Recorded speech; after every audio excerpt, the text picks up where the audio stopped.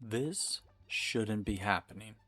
This is Resident Evil Requiem, running on the AYN Odin 3 Ultra, a handheld that's battery powered, running on Android, and using a translation layer.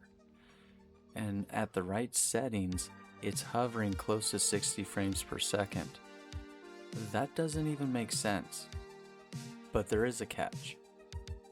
So this game is a modern PC survival horror title and is probably the largest release, or one of the largest releases that Capcom is going to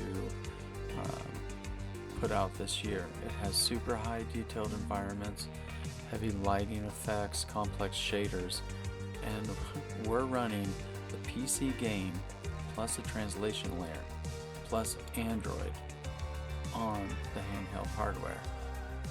This is not native.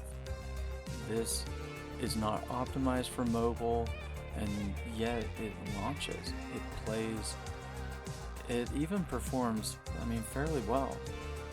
That alone is honestly insane. Okay, so let's talk numbers. So at a resolution of 1280 by 720, you're going to be bouncing around 28 to maybe 35 frames depending on the scene. You can lock it down to 30 and it kind of becomes a little bit more stable, but it's definitely not console-like. But here's where things get a little wild. If you drop that resolution to 960 by 544, then suddenly the frame rate, it shoots way up and it stays at closer to a 60 FPS on a handheld running a PC game through a translation layer. That's absurd. Now, is it a lock 60? No, but it hangs near it often enough that it feels dramatically smoother. And on this tiny little screen, 960 by 544 still looks surprisingly sharp. Now, we have to be honest. It is an absolute buggy mess.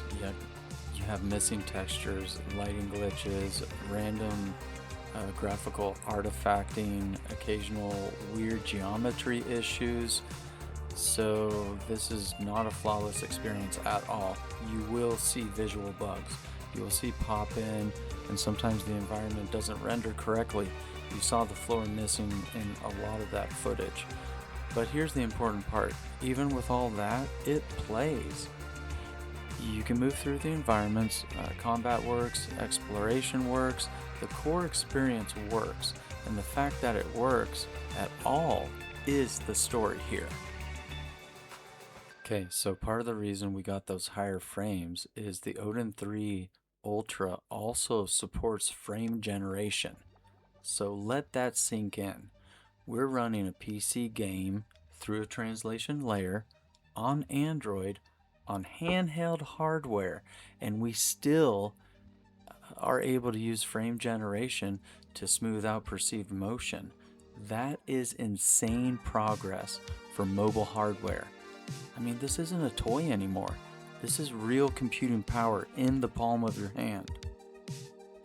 And somehow the battery life is still respectable. The Odin 3 is really able to flex and show how efficient it is when it comes to battery life.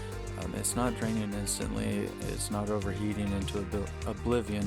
Now you saw that the temperature was high, but for the workload it's handling, it's surprisingly efficient. That really matters, because it stops being a tech demo and becomes something you can actually use on the couch or in bed. And what more can we say about that OLED screen? That type of display, it really helps a lot.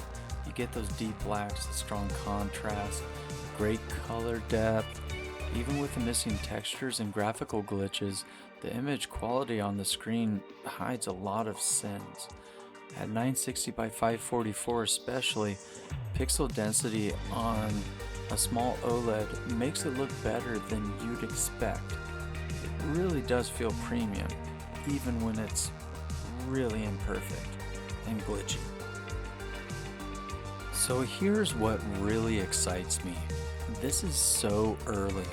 The translation layers are constantly improving, the drivers are always improving, compatibility is improving almost every day, and so is optimization.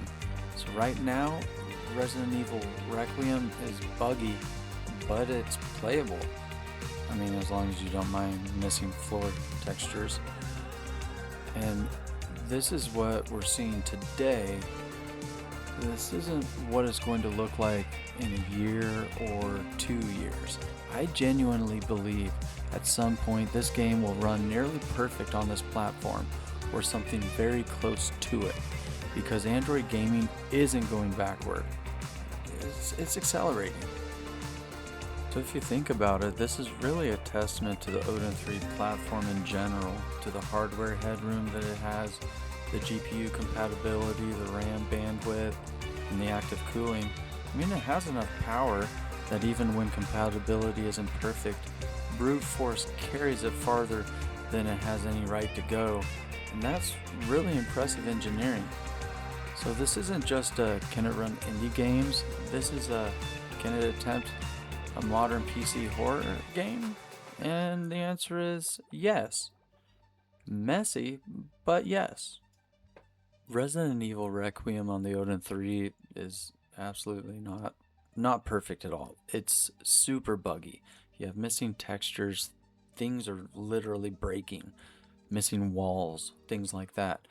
But it runs at close to 60 frames per second at 960 by 544, which isn't very impressive, I admit, but it's on a handheld through, again, that translation layer on Android, and that's not normal. That's literally the future forming in real time. If this is where we are now, I honestly cannot wait to see where it goes.